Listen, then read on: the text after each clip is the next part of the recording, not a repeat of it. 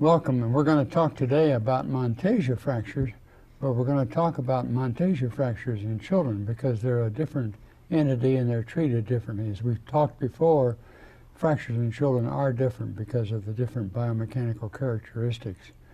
So what do they call, what should we call these? They're not exactly just pure fractures. What should we call these? What were they called years ago? Fracture dislocations? No, actually lesions. And that's unfortunately, I mean, that's because that came from the original Spanish. You know, everybody knows about Mونتيجيا, but who really gave the most contribution for fractures, the Mونtيجيà lesions? And that's why they called lesions, because of a Spanish term. Who did that? You know? There wasn't anybody in the United States, these lesions. It was Jose Luis Bedo, and he's from Montevideo, Uruguay. And he spent a lot of time and actually wrote this whole book on Mونتيجيà, lesions of the Mونtيjia, in which he popularized that. And he had this in Spanish, and then Ponseti saw this and was able to get it into English, and it was only about 10 years later that it came into the English literature. But he was from Montevideo, Uruguay, which is a fairly small country in South America. So what is the contribution that he made? Classification? That's right, his classification. And it's really kind of stood the test of time. Other people have tried other classifications, but his, I think, is the most useful, and it really has persisted. So he wrote this in his book in 1954, which has stood the test of time. So he gave 4 types. So let's look at the 4 types. What's the type 1? An anterior radial head dislocation? That's right. It's anterior radial head dislocation. And usually the fracture is a little bit more anterior. It's usually in the diaphysis of the ulna. And it's usually more of a green stick type of fracture. What about the type 2? Type 2 is a posterior dislocation. That's right. And again, the fracture is a little bit more proximal. It's usually at the diaphyseal metaphyseal junction.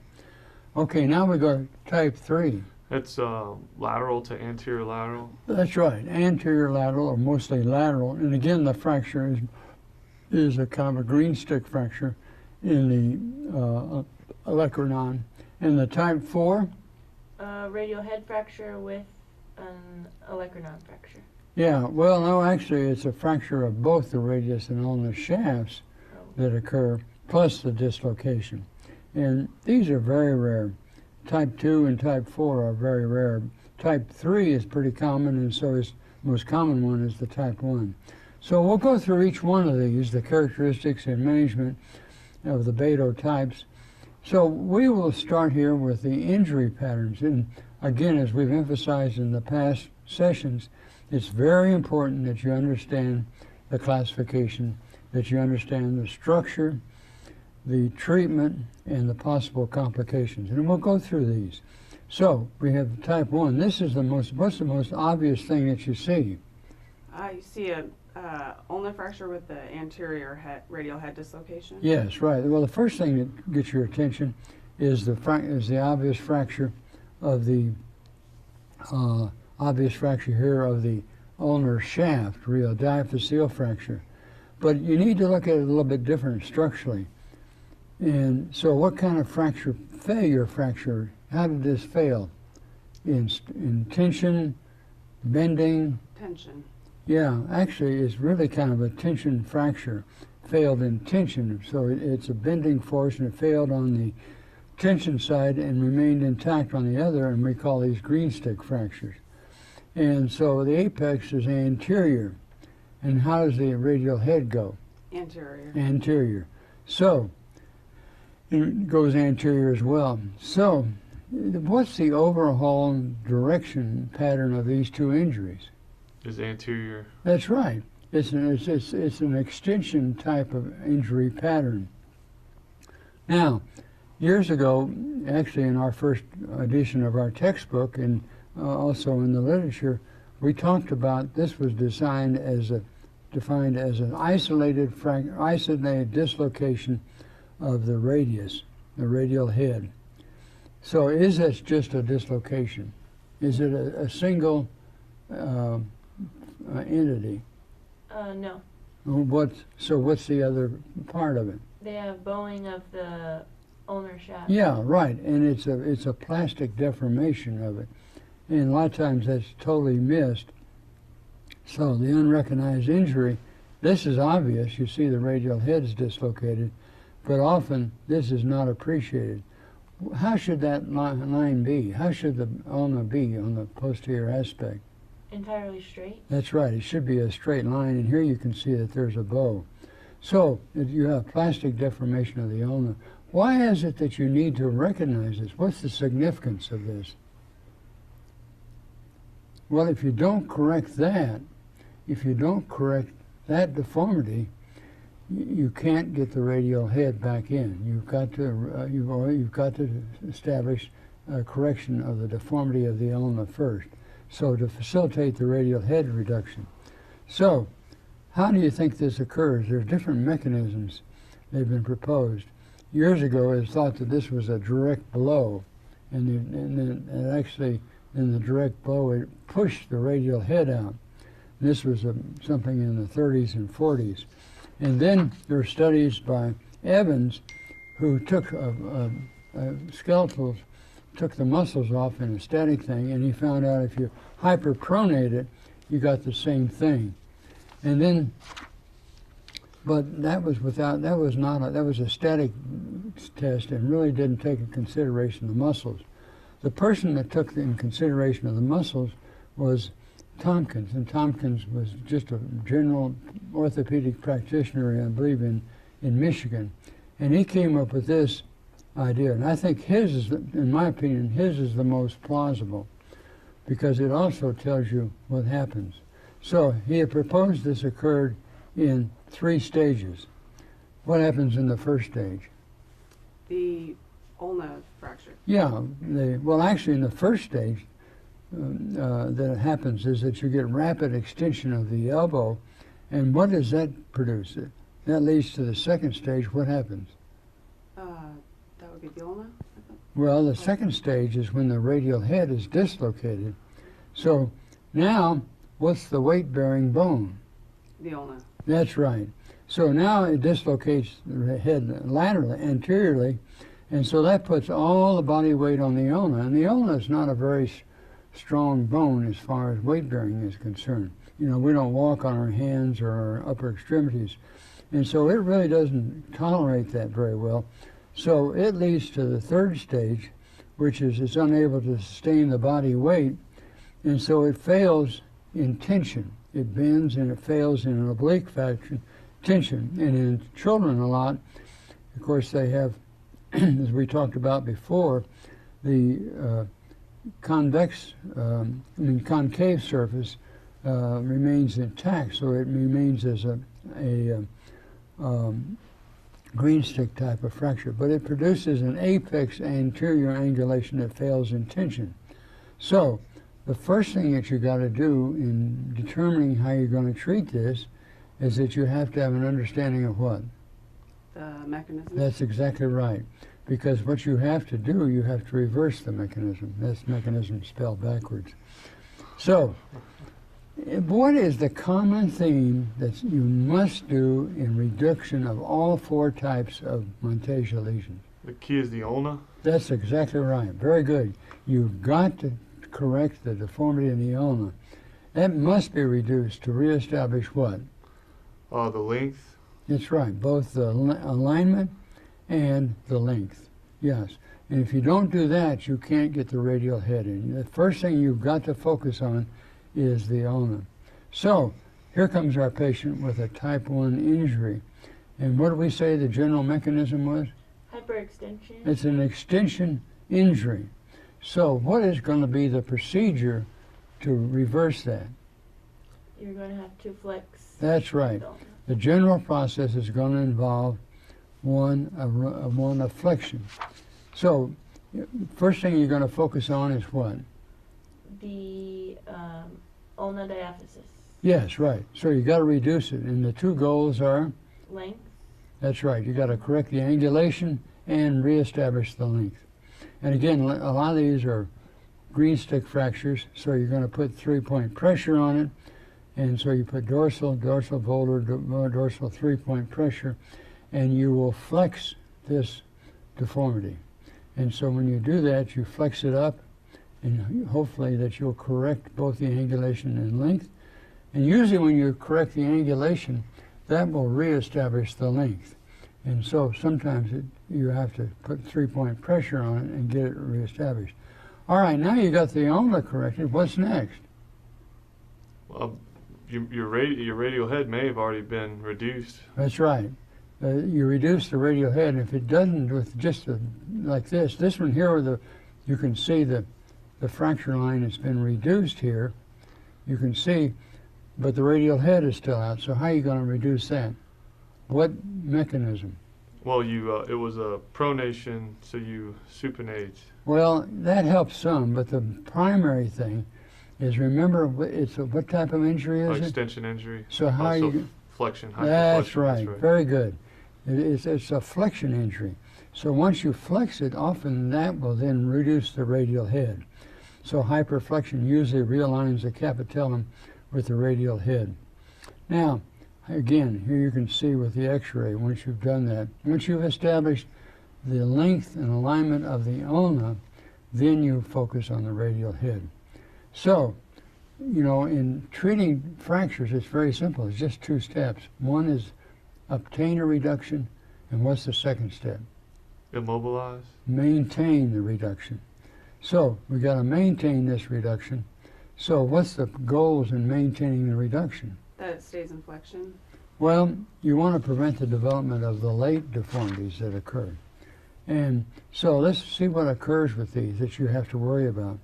One, they have a tendency to get a radial bow. Why do they do that? What force does that? The tricep. Well, actually, the triceps has a little bit, but doesn't give you the radial bow. We'll talk about that in just a minute. It's usually the forearm flexors that produce this. So, and you get a radial blow. So, if you're going to treat this non-operatively, what do you have to do?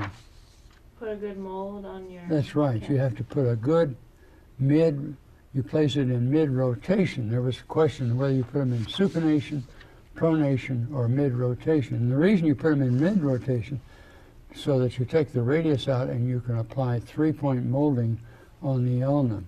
So you put the 3-point molding, and you can only do this if you put it in neutral. And here you can use, this is sugar tongs. You can apply sugar tongs or a Munster type of cast, and you put your 3-point molding on. So the other deformity that can occur is what? Radial head subluxation. Yeah, or dislocation. How are you going to prevent that? How are you going to, what force causes that? I guess that would be flexing. That's right. And that's right. How do you lessen the risk of deformity developing? You neutralize the biceps by molding the elbow in about 110 degrees of flexion.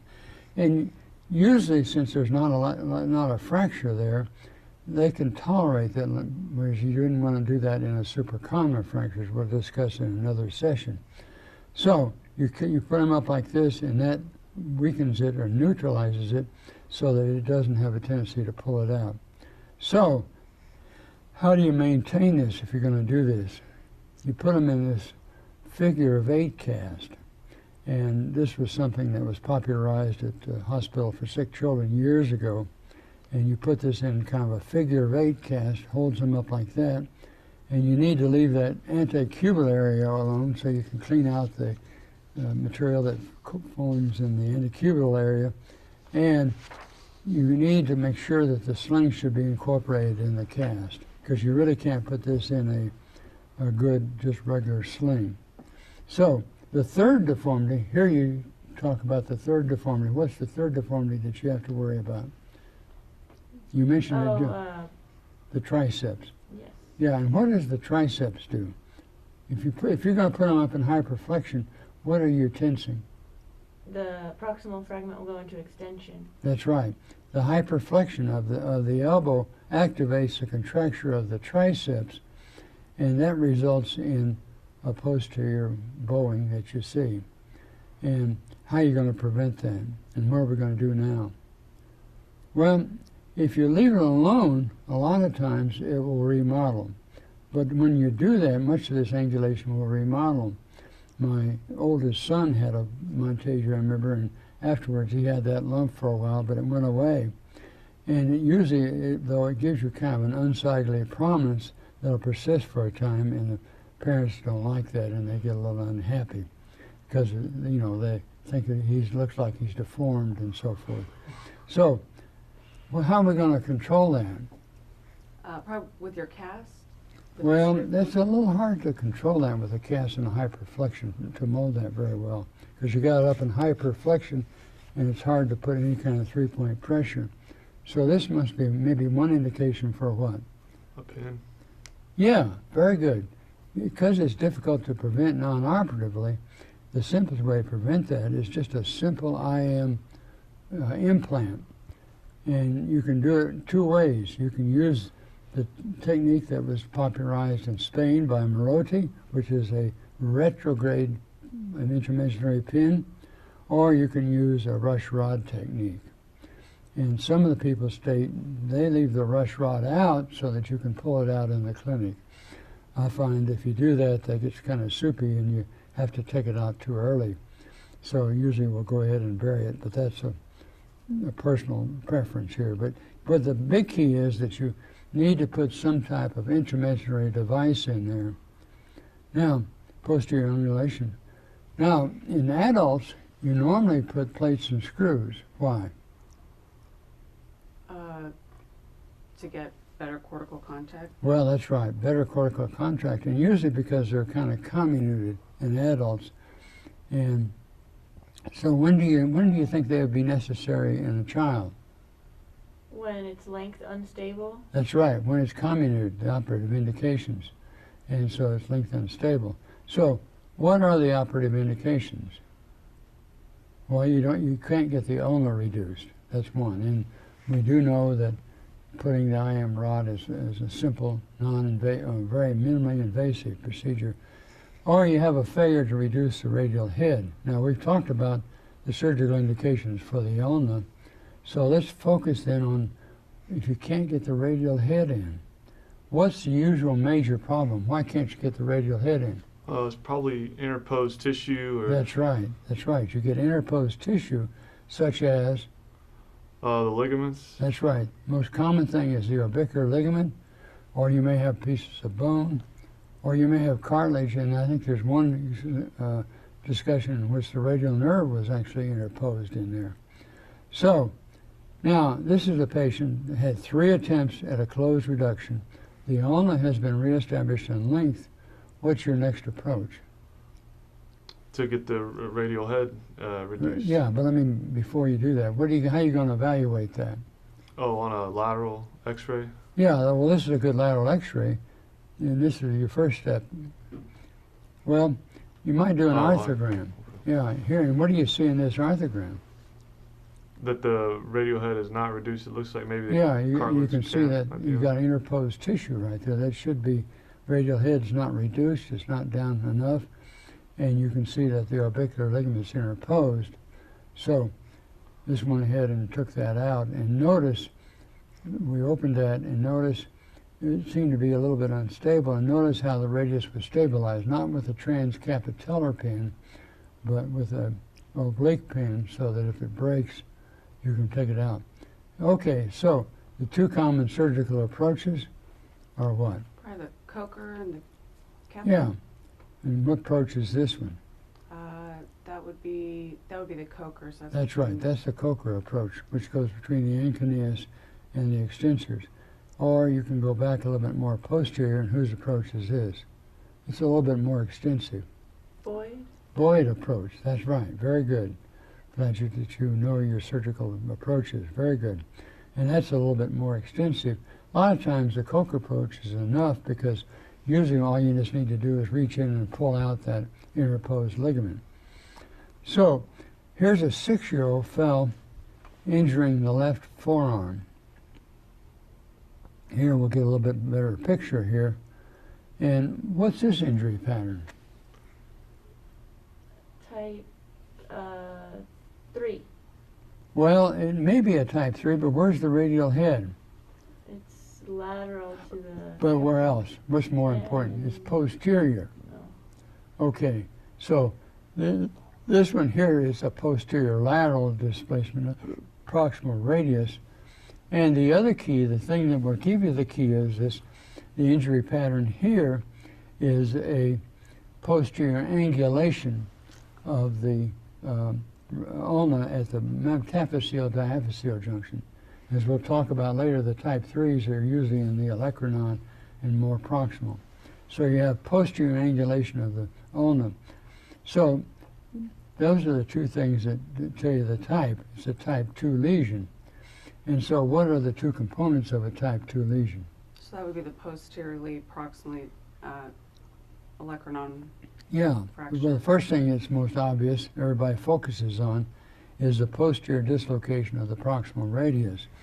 And that's what's been talked about in the literature. But the other thing that's very important is you also have a posterior angulation of the proximal ulna.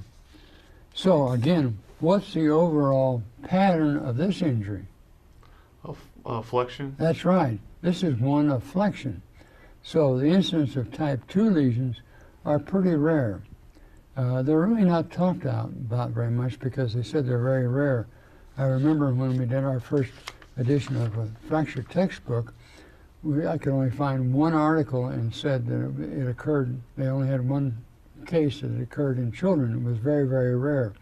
Since then, in the 40 years I've been working in children's fractures, I've probably accumulated about 10. So you see it, and it's very important that you recognize it.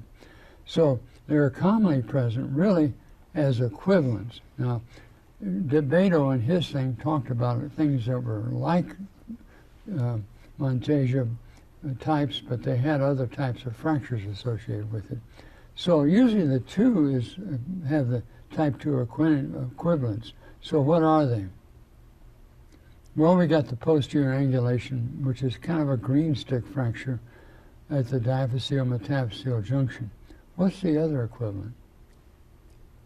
Well, they have a lot of times they'll have a radial neck fracture, and so that gives you, the radial head is still reduced, but the overall alignment of the distal ulna is posterior. So the mechanism of this lesion is one of Flexion. Yep. So, how are you going to create it? What's your Mechanism backwards, so extension. That's exactly right. So the child falls on a semi-flexed elbow. There's a couple things can occur. If it's a younger child, usually what happens? It'll dislocate. That's right. You get a dislocation of the elbow. If they're a little bit older, what do you get? Where you get this type 2 lesion that occurs. And it's more common in the older age group because of the relative weakness, although I've seen it in some younger children. So, since this has a flexion mechanism, what's the general correction process? Hyperextension. Yeah, right. Well, not just extension. So, the first thing you do, how do you reduce the proximal ulna? It's a flexed. You extend the elbow. That's exactly right. And once you extend the elbow, that usually corrects the angulation.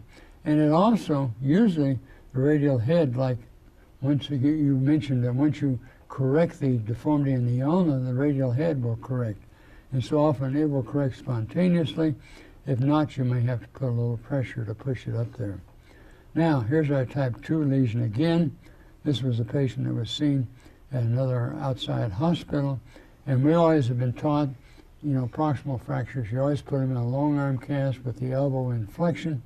So this patient came in. There are two components of this deformity. You can see the posterior angulation and the radial head. And this patient showed up for follow-up. Is this the way you treat this fracture?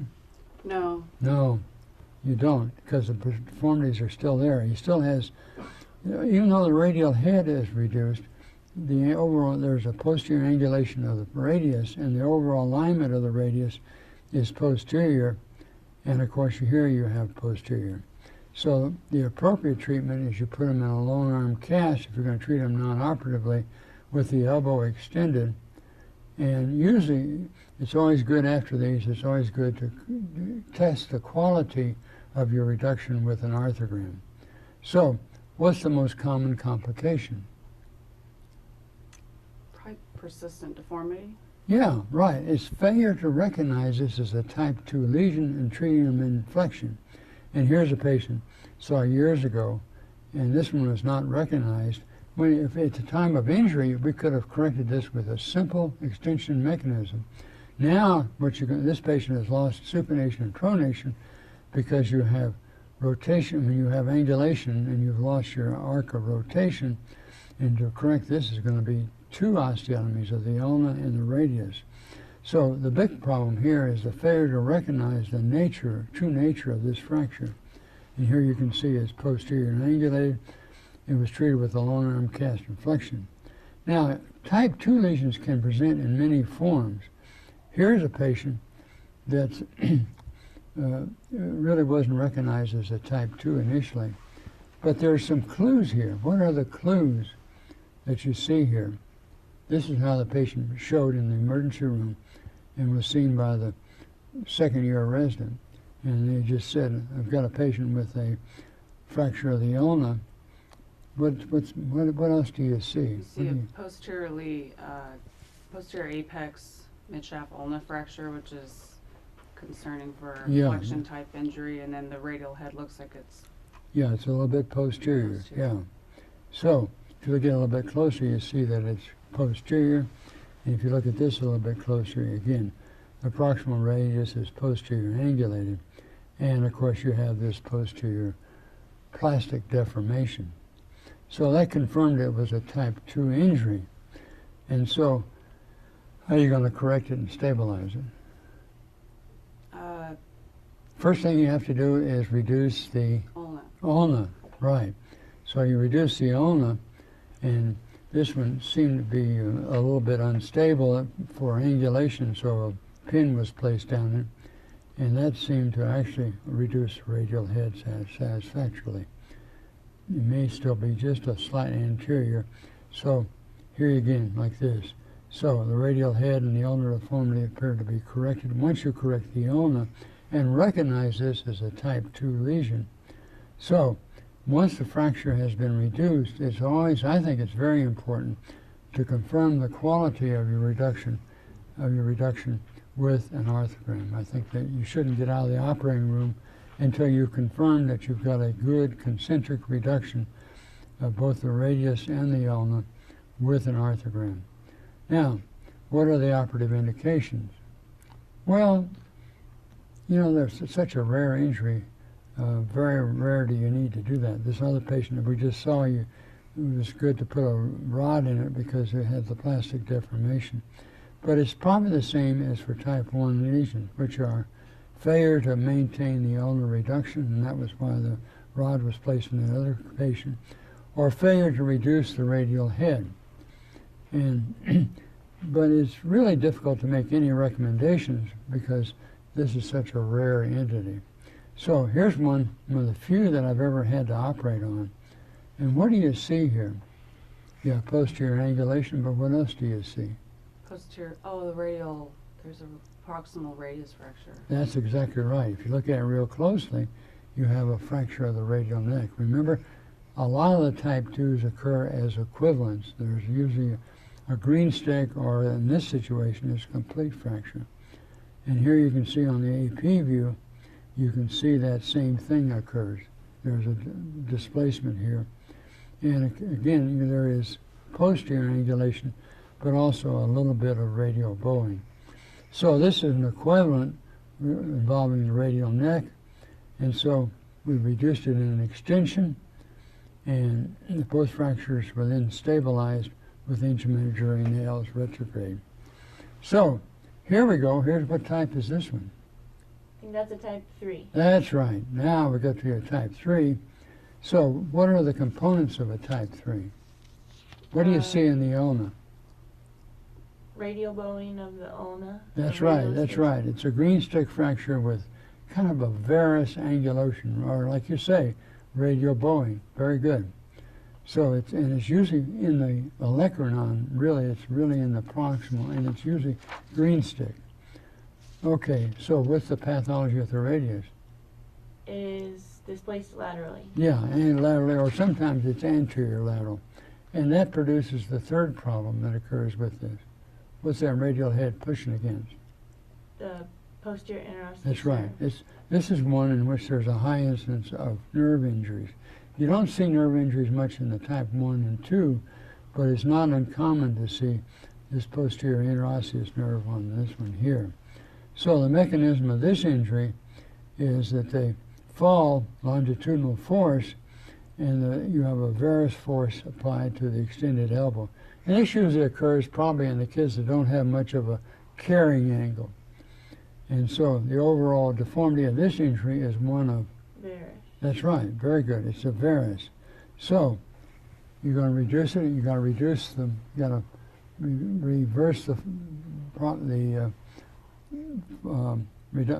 deformities. So what's the first stage? What do you have to reduce first? The ulna first. Yeah, and so you extend the elbow to lock the olecranon. And so, what kind of a force you're going to apply?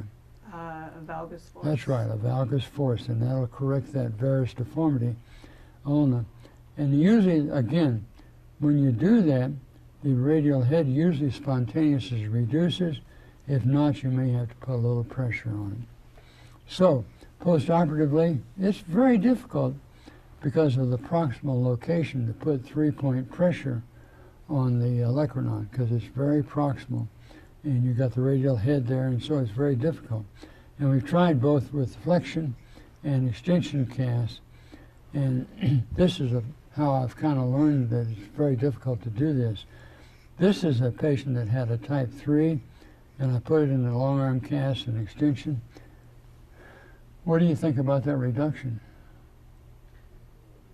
It looks. Okay, yeah.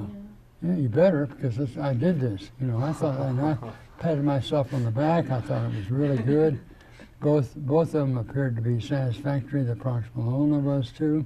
I went out of town and came back. This patient came back 10 days later and seen one of my associates, and he took an x-ray, and what's going on? Now you have a radial bow of the Ulna. It's a green stick fracture.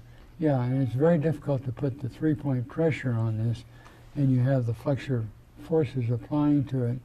So what he did was, and this is subluxed again, so it's not aligned again. So the next step was to examine this patient under anesthesia, and here with an arthrogram you can confirm you've got incongruity, that it's not well aligned. So what are you going to do? Now I would put an intramedullary rod for the ulna. That's right. You have to remanipulate it, then you stabilize it with a large, and this one has to be a pretty large rod because it's a green stick, somewhat comminuted fracture. So once you do that, and then you confirm your alignment with an arthrogram. So because of the high incidence of type 3, these late deformities, I now will almost routinely put an intermedullary pin in there, and it's usually a pretty good size one, a rush rod or a 1/4 inch or 3/8 inch pin in there, as you can see here. So, and you also perform an arthrogram to determine the articular congruity. Now, what happens if this green stick ulnar deformity persists? What are you going to get? Here's a patient that had a type 3, was treated with a cast, came back. We'll look at it a little bit closer. And what do you think he came back for? He probably lost supination and pronation. Or something. Yeah, but he lost some of it, but he had it function. Synostosis? Huh? Synostosis? No, he was having pain because he's got an incongruous joint here. So he had an incongruous joint, and so every time he'd rotate, and he was quite active doing a lot, and he was starting having a pain. And the only way that this could be corrected was with an opening wedge osteotomy, and probably would have been better to put a plate on it than a large. You can see it put a couple pins in there to hold it, and a bone graft, and now we've reestablished the incongruity. Here's an 8-year-old fell on the outstretched arm, reduction maneuver 3 times. What's your concern here? That's not acceptable. Yeah. So now it's going to need to go to the operating room For what? so that you can stabilize the ulna. Well, that's right. And in this one we did years ago, and this before we did a lot of stabilization, but why can't you get the radial head in? They're probably interposed. That's right, exactly tissue what there. happened. The orbicular ligament was interposed in that, as you can see here. So the next step was to go ahead and take it out, and we got to get a roach through a Coker approach. And nowadays I would put a large rod down there, like that. Articular alignment was reestablished. All right, what about fractures occurring in the radius and ulna? You get the emergency room, you're a junior resident, you're a senior resident now, and your junior resident calls you and said, "Doctor, I've got this child with fractures of the diaphysis of the radius and ulna." And you should see, let me see you, show you the x-ray. What's your next step? To examine the patient. Yeah, well, then you got the patient after that. You've examined the patient, neurovascular intact, and he's got these x-rays. What's your next step? Try to reduce the fracture. Well, yeah, but before you even do that, what do you always have to look at? Well, you need to get adequate x-rays. And the few times that I've seen missed Montegias have been like this, where they had both, everybody focused on the radius and ulna shaft, and he's got a dislocation. So what is this fracture pattern?